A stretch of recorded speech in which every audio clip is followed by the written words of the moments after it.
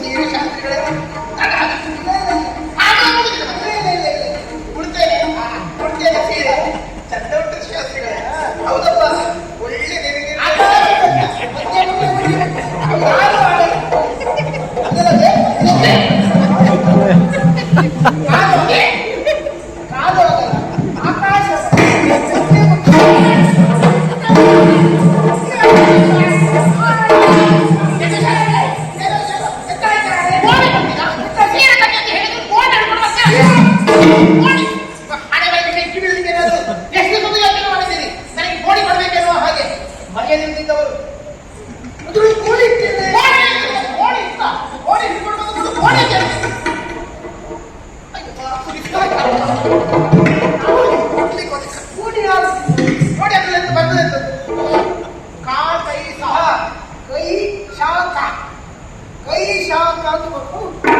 ಅಂದ್ರೆ ಕೈಲಾಸ ಶಾಸ್ತ್ರಿ ಕಾಳ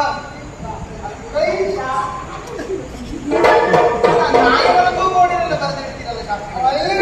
ಮತ್ತೆ ಇದು ಮೊದಲು ಅಡಿಕೆಯನ್ನು ಕುಂಬೆಯಾಗಿ ಹಾಕಿದ್ದು, ಆನಂತರ ಹರಿದ ಮೇಲೆ ನಾಯಿಗೆ ಹಾಕಿದ್ದು, ಆಗ ಹೆಚ್ಚಿನ ಆಗ ಆಗ ನಿಮ್ಮ ರೀತಿಯಲ್ಲಿ ನೋಡಿ. ಇದು ನಮ್ಮ ರೀತಿಯ ನೀವು ಉದ್ದೇಶವಾಗಿ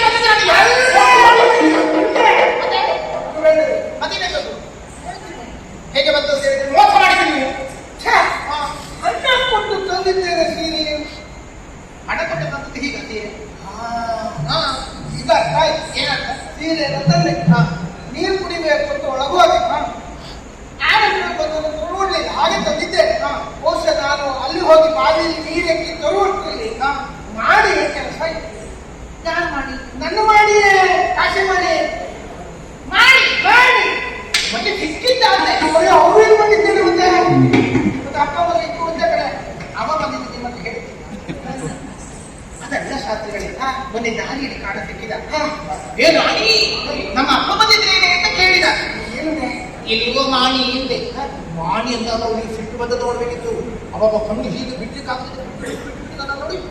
ಒಂದು ಪುರ ಮಾಣಿ ಭಟ್ರೆ ಅಂತ ಹೇಳಿ ಅದಲ್ಲಿದ್ರೆ ನಿಮಗೆ ಮಗನ ಲಕ್ಷ್ಮ ಆಗಿರ್ಬೋದು. ಆಗ ಅವರು ಸಿಟ್ಟು ಬರ್ತದೆ. ಇರ್ಲಿ ಇರ್ಲಿ ಕೋಣಿಯಲ್ಲಿ ನಮ್ಮ ಮಾಣಿಗಾಯ್ತು. ನೀವು ಕೋಣಿಯನ್ನೂ ಬಿಡುವುದಿಲ್ಲ. ಹಾಗಲ್ಲ ಶಾಸ್ತ್ರ, ಇಲ್ಲಿ ಬಂದಿಟ್ಟು ಬರ್ತೀರಿ ಹೋಗುದಿಲ್ಲ. ಅಲ್ಲ ಅದೆಲ್ಲ ಒಂದು ರೀತಿ ಸ್ಮಶಾನಕ್ಕೆ ಬಂದ ಹಣದ ಹಾಗೆ ಎಂತ ಮಾತಾಡ್ತೀರಿ.